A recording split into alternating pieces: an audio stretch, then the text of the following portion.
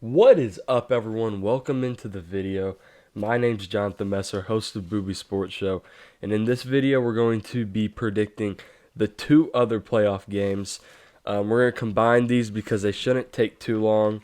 So let's hop right into it. JMU at Oregon. All right, so Oregon's a 20.5 point favorite in this game. I think we all know what's about to happen, but I'm about to tell you why JMU could hang around in this game, and if there's a one-off chance that they're in the game in the fourth quarter, this is why. I will tell you JMU is not your average Sun Belt team. I understand that the AAC has always been better than the Sun Belt.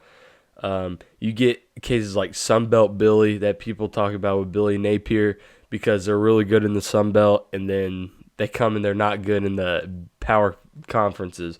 But JMU probably is better than Tulane in my opinion, and I think they probably would have won the AAC. They would have won any power conference. They ran through their schedule. If you look at their games, they only had two semi-close games all year in their conference. They're blowing teams out by 40 points all year.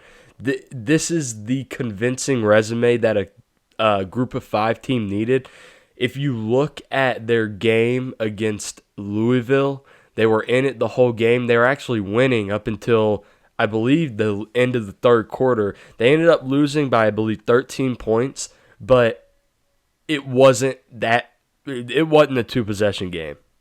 So, and I don't believe in should have won games, but there was a late interception, I believe, that hindered their chances of winning. They almost won that football game.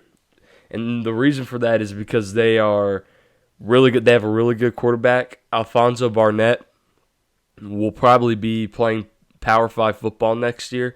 He won the Commonwealth Award, which is the award who goes to the best D1 football player in the state of Virginia. And I understand Virginia Tech wasn't great this year, but you still have Virginia who almost made the playoffs, so they got guys on this football team. Wayne Knights was a second-team All-American for all-purpose. Dude's a stud. He's their running back, but he's great out of the backfield too, catching the ball. They don't have an amazing outside threat catching the ball at receiver. Landon Ellis is probably the best you're going to get. He's a pretty big guy, goes up and gets the football. Defensively, they're second against the run and 15th against the pass, so they're really good. The issue is caliber of athlete, caliber of competition, and scaling. But like I said, they ran through their schedule, so who knows? Shahir West and Xavier Holmes come off the edge, and if you look, you're gonna look at them when they turn the game on. You're gonna be like, "Damn, those dudes are big," and they are. They look like Power 5 pass rushers, edge rushers, and they'll do damage today. The issue for them is up front. They're big on the outside, like I said, coming off the edge, but up front, they're not that big. They don't have a defensive lineman that's really in the rotation that weighs over 300 pounds. I think their biggest D lineman is 6'1 or 6'2. Oregon's just going to bully them, in my opinion. In the back end, you got Justin Eaglin and DJ Barksdale, who are both really good athletes. It's just no match, though. I mean, Malik Benson, Decorian Moore, you have arguably the greatest physical specimen athlete that we've ever seen in Kenyon Sadiq at tight end. Noah Whittingham is really good at running back. Jordan Davidson, he's their power back. And then, obviously, Dante Moore flings the ball over the field.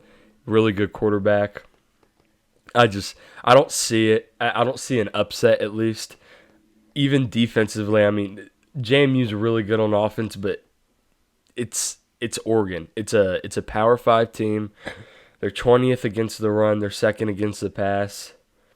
It's hard for me to envision an actual upset. Mateo Uiagalelei coming off the edge. Tatum OT, I believe is the pronunciation. I've been butchering his name all year. It's the whole secondary is great. Alfonso Barnett's a great quarterback. I don't know how he's going to be able to pass the ball. So I actually bet this game. I took Oregon, and I took the spread at 20.5. I don't think maybe JMU's in. It might be a 2-possession game in the fourth, but I just don't see Oregon not covering the spread here. All right, let's move on to the next game. That is Tulane Ole Miss. And honestly, guys, pretty similar in this game. I'm going to give you Tulane and some of their really good players and how they could pull it off, but I just don't see it happening. Jake Retzlaff, we all know the story. He went against the honor code at BYU. Mormonism, very strict, obviously, at BYU. Can't be doing what he was doing. And he left. He was the missing piece for Tulane, obviously. He's really good at quarterback. He runs the offense well, but he's a really good passer, but he's a great runner. He is their leading rusher. Tulane's a really pro-style offense, so you're going to see a lot of gun. You're going to see a lot of counter, a lot of power. That's just the way it's going to be. Some quick game, play action. They're pretty vanilla, and it's just because of their personnel, and they run it really well. Though don't get me wrong, it's a vanilla offense, but they run it really well. Javen Gordon is their starting running back. He's the main guy getting the carries, but he splits carries with Jamari McClure. Shaz Preston is probably their best weapon on the outside. He is their leading receiver. They don't have many guys with high passing or receiving totals simply because of the style of offense they run. On defense, they're 29th against the run, and this is where I think this one gets ugly. And I think, honestly, JMU is going to be in the game with Oregon more than Tulane will be with Ole Miss because they're 119th against the pass. And what is Ole Miss going to do? They're going to fling the ball over the field. All over the field. Jaheim Johnson is their best DB, but other than that, they're kind of lost. Harvey Dyson and Jordan Norman coming off the edge are two good edge rushers, but this team, 29th against the run, that's pretty good, but 119th against the pass when you got Trinidad Chambliss. And then I'm going to read you this insane receiving core of Ole Miss's and tell me that 119th ranked against the pass isn't going to get completely cooked. Harrison Wallace, Deuce Alexander, Caden Lee, and Dejon Stribling. And then at tight end, Daquan Wright. It's just they just. I don't want to say have no chance, but it's very, very slim pickings here. Kwan Lacey, obviously, all SEC guy. Defensively, they can take over a game as well. Prince Will, Uman Mielen, and then Will Eccles up front are great. Wydett Williams, like I said, I don't want to say there's no chance. It's just not probable. The only way I see Tulane hanging around or pulling the upset is running the ball.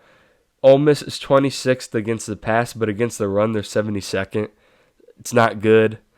They got some really good edge rushers on the outside, but as we've seen today's game change, we've seen guys become elite in the pass rushing game, but liabilities in the run game. Can Tulane expose that? Maybe. They're not huge up front, but they do have a good offensive line. Their line is really good. They got a good running back duo. If Jake Retzlaff can run some QB powers, scramble around, there's a chance, but I don't think so. I bet this game as well. I did a first-round parlay, and I threw Ole Miss on there, covering the spread. It's what I think is going to happen. I just don't see much chance. So that's it for the video, guys. Thank you for tuning in. I appreciate you. Please like, comment, and subscribe. Enjoy your Saturday watching these games, and have a great day. Jesus saves. God bless.